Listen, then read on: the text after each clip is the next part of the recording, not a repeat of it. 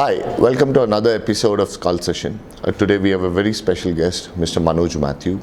Spent 34 years with Taj Group, recently retired and donned a new role with Tamara as VP Operations. While the transition did happen on the professional front, on the other side, he's been the president of SKAL International Bangalore. Welcome, sir. Thank you. So, how has been your journey with SKAL International Bengaluru or Bangalore, whatever you call that? It's called International Bangalore. Okay. It's been great, enriching experience. I came to Bangalore. I was already a member of SKAL in Colombo. So SKAL was not something which was new. But Bangalore was a different ball game altogether, because soon after I came in, we had to plan for the Asia Congress. So let me interrupt there. You came in and you were elected president. That's right. Wow. Okay.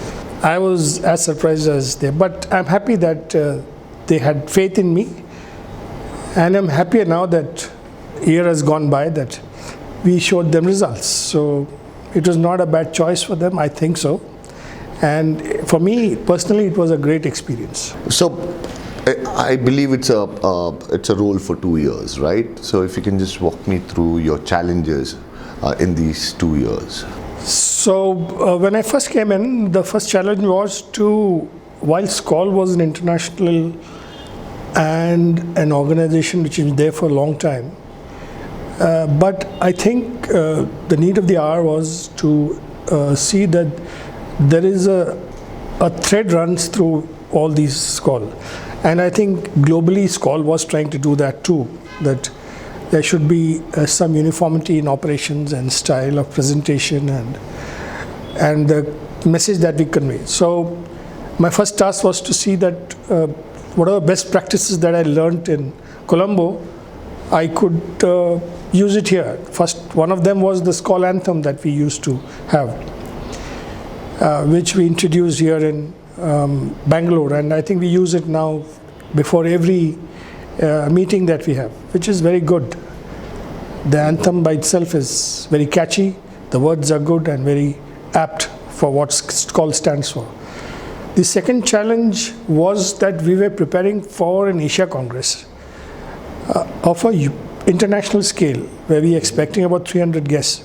And this was important for Bangalore, because it was the host club, and for me, because I was also the general manager of the same hotel it was the host hotel where the convention was going to be held. So that was the second challenge as far as I could see it as soon as I came in. It took us one whole year to plan, prepare. We went to Macau, we got sponsors, and content-wise, I think it was one of the best and most talked about and appreciated Asia Congress. In fact, some say it's even better than the World Congress, Wow. which was held in Hyderabad. So I guess we are all very proud. We had to work very hard, but we are extremely proud of the achievement of SKAL International Bangalore. Okay. The third challenge, of course, is that we wanted to make sure that while the club has representative from different trades like hoteliers, tour operators, travel agents, airlines, we wanted an integration, and we wanted to make sure that we all move together. And so I guess to some extent we were able to achieve that. I'm just going to dig straight into one of the interesting topics. I was just before this interview, I was talking to a few people just to get an insight on things, right? And I'm going to be pretty blunt here. People said, sometimes you're rude, sometimes you're curt, sometimes you take unilateral decision. What's your view on that? I'm not surprised, because it all depends. It's very contextual. Because what happens, I have worn the hat of a general manager, looking after 400 employees, 450 employees. And as a leader, you need to listen to everybody.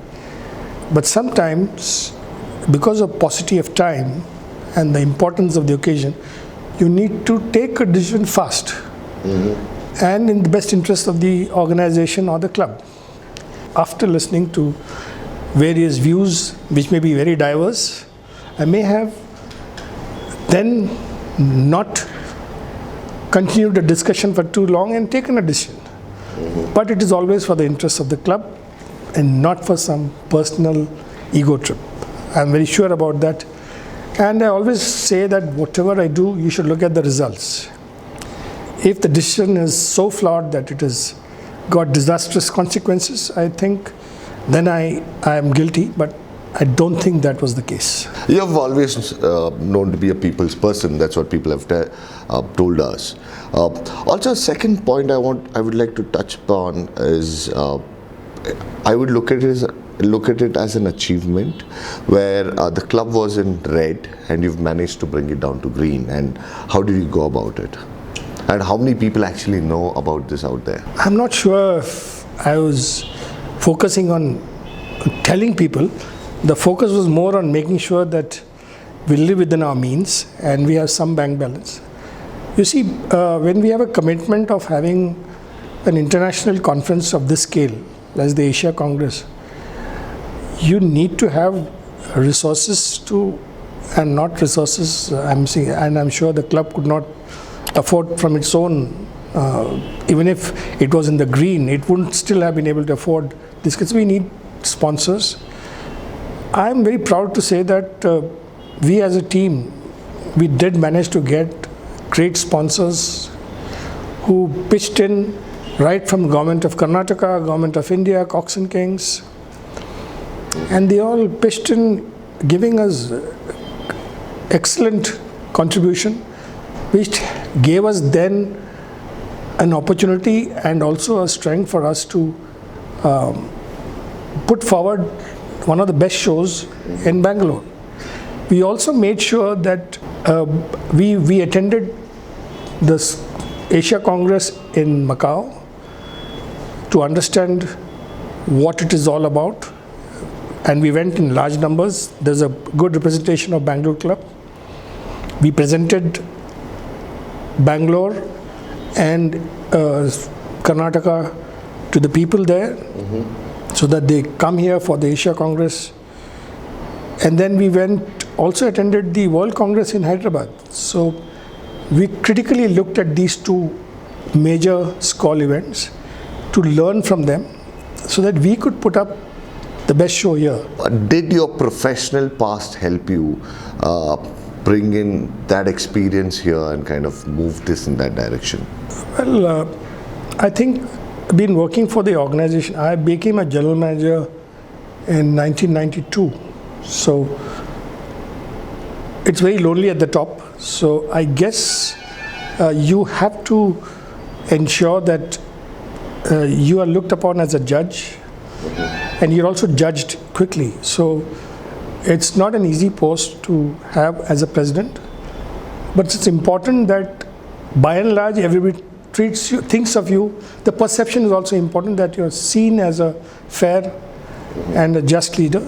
And I think it stood me in good stead that we had a great team who worked with me, and we were able to deliver results. And I should not hog the limelight and say it's only one person's achievement. Every single person who worked for the Congress had a role to play. Everybody had a role to play, an important role. Even the young SKAL from catering colleges, they had a role to play because they were the first people who received our guests.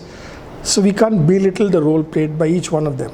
So, well, if you look at your tenure, I think you've been able to manage a big set of achievements, at least 4, 5 of what I can think of. During this course, and people often have told us that, you're a very busy man, you have limited time. But how did you often manage to deliver? I mean, how did you manage to do that? Yeah, I think...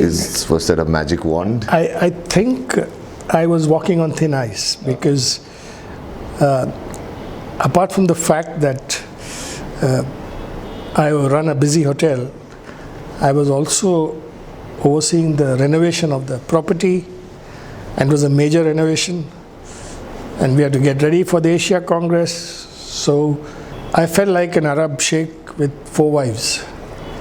But I think I managed to keep everybody happy, Even though I had to rush from one maternity ward to the other, but I think all the babies were delivered healthy and safe and happy.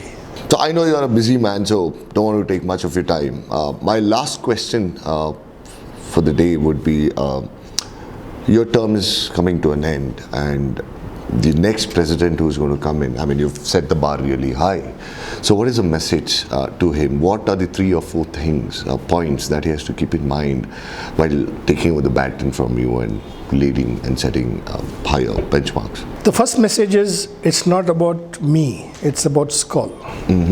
So the first message would be that the brand SKAL is something which is a very valued brand, a cherished brand, and the objective of the president is always to enhance the brand in Bangalore. So everything should be done to ensure that SKAL International remains in the forefront of all decisions that I take. The second message is that it's a broad-based club where we have travel agents, tour operators, hoteliers, airlines, travel agents big and small, hoteliers big and small, transport, logistics. The challenge is to keep everybody engaged, and I think that's very important, that we have to keep each and every member engaged and connected, as long as it's in the best interest of the club. But I think I would like to disagree to this question, because I feel that every member should push his business interests, because that is the whole reason why he's there.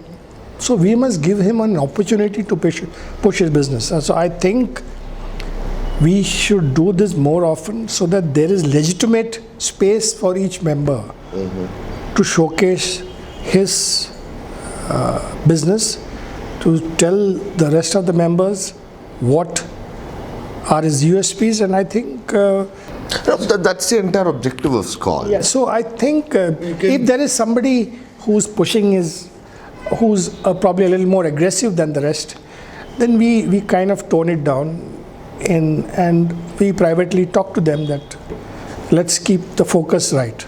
I'll push my question back again. How did you manage to keep it clean without ever pushing your agenda into any of the digital assets out there?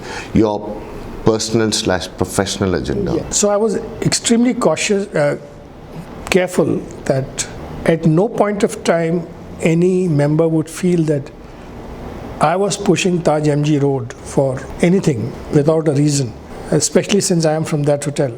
So you have to be a little more careful that you sometimes lose out. You consciously don't do things which you would like to do. Well, there are great festivals happening in my hotel, but I didn't want to promote it because there were festivals happening in other hotels too. So if I take that space and show my festivals and what events is happening in my hotel, then again I get into a trap. So I think you need to walk the talk. So I would summarize that. So the takeaway I get from that is that you need a high bar of ethics, personal discipline, and not get colored with the role you're having, and to be able to demarcate. Am I right there? Spot on. Thank you very much for taking time out. Lovely session. Thank you. Thank you.